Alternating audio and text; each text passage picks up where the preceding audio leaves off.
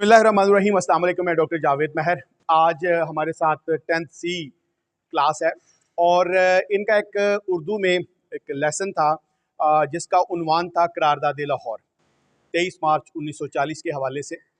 और उसमें बच्चों के लिए जो एक एक्टिविटी थी जो इन्होंने घर से तैयार करके लेके आनी थी, वो ये था कि तहरीक पाकिस्तान के जो चीदा रहनुमा हैं उनका ये तारफ़ देंगे।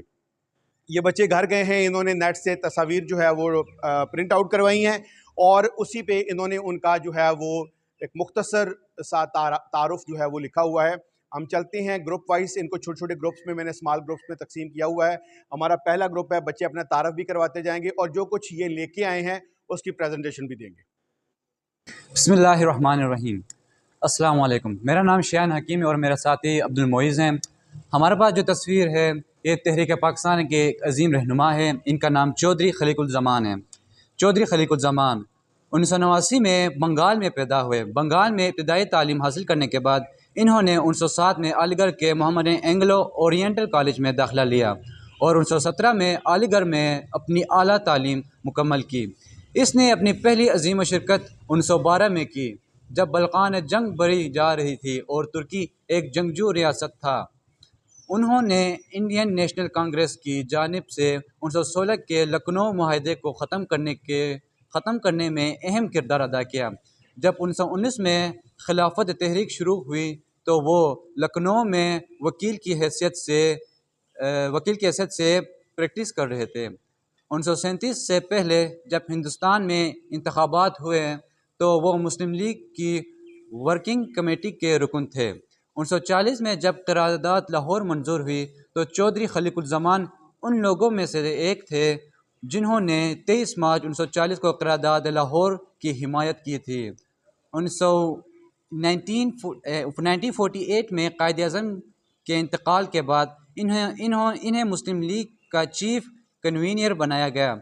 इन्होंने ये मुलाजमत 1950 तक जारी रखी। इंडोनेशिया में पाकिस्तान के सफ़ीर के तौर पर भी काम किया। इनका इंतकाल 1973 में हुआ।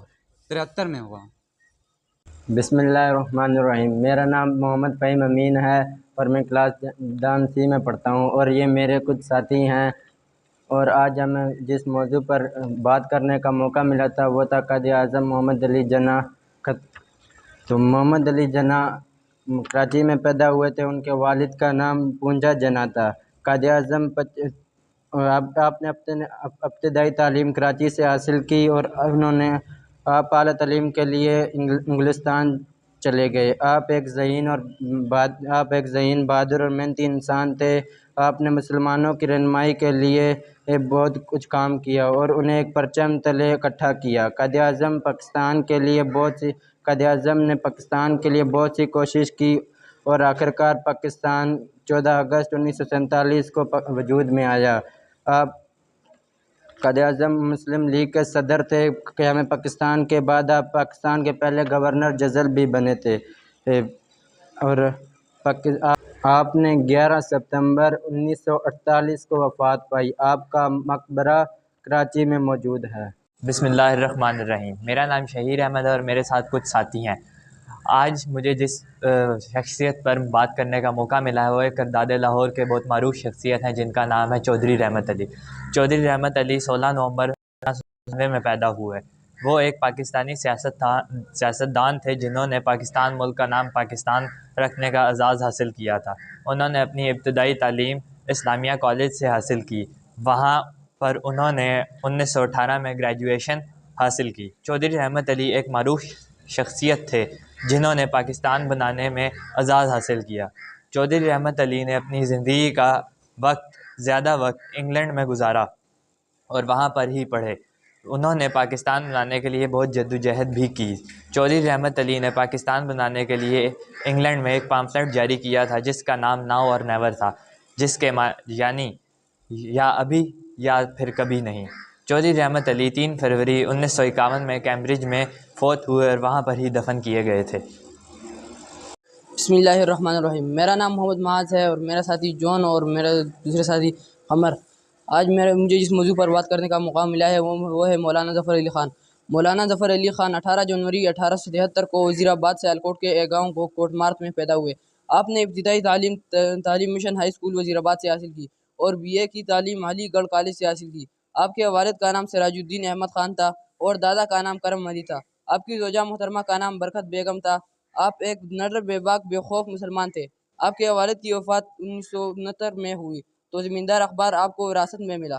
آپ نے زمیندار اخبار کے ذریعے ہندوستان کے مسلمانوں کی نمائندگی کی۔ مولانا ظفر علی خان واحد مسلمان تھے۔ وہ مہاتما گاندھی کو سامرائی وقت یا ہندی سامرائی کو کہہ کر پکارتے تھے۔ مولانا ظفر علی خان ڈرامہ نویس بھی تھے۔ ان کا مشہور ڈرامہ جنگ روس و جاپان تھا۔ آپ کو بابا صحافت کے نام سے یاد کیا جاتا تھا۔ آپ کا شعر ہے: خدا نے آج تک اس قوم کی حالت نہیں بدلی، خدا نے آج تک اس قوم کی حالت نہیں بدلی، نہ ہو جس کو خیال آپ اپنی حالت بدلنے کا۔ مولانا ظفر علی خان 27 نومبر 1956 کو جہان فانی کوچ کر گئے۔ آپ کی آخری آرام گاہ وزیر آباد میں موجود ہے۔ میری طرف سے آپ سب کو سلام۔ میرا نام ساحلہ شیرہ اور میرے ساتھی آج ہمیں جس شخصیت پر بات کرنے کا موقع ملا ہے وہ غلام مرتضیٰ سید۔ نام غلام مرتضیٰ سید۔ تاریخ پیدائش 17 جنوری 1904۔ تاریخ وفات 25 اپریل 1995۔ شہریت پاکستان۔ پیشہ شاعر۔ اہم کارنامہ: سال 1920 میں انہوں نے میدان سیاست میں قدم رکھا اور وہ مولانا محمد علی جوہر کی قیادت اور سیاست میں چلنے والے تحریک خلافت کے سرگرم رکن کی حیثیت سے کام کرنے لگے۔ GM سید 1928 میں لوکل بورڈ کراچی کے صدر منتخب ہوئے اور انہوں نے شہر میں ریکارڈ ترقیاتی کام کروائے۔ 1933 میں وہ بابائے کراچی کہلائے۔ میرا نام وقاص احمد ہے اور میرے ساتھ 2 ساتھی ہیں۔ آج مجھے جس موضوع پر بات کرنے کا موقع ملا ہے ان کا نام ہے غلام مرتضیٰ سید۔ غلام مرتضیٰ سید 17 جنوری 1904 کو سندھ میں پیدا ہوئے۔ ان کا پیشہ فلسفہ اور شاعری تھا۔ ان کے سال 1920 میں انہوں نے سیاست میں قدم رکھا اور مولانا علی جوہر کی قیادت و سیاست میں حلفے والی تحریک خلافت کی سرگرم رکن کی حیثیت سے کام کرنے لگے۔ GM سید 1928 میں لوکل بورڈ کراچی کے صدر منتخب ہوئے۔ انہوں نے شہر میں ریکارڈ ترقیاتی کام کروائے۔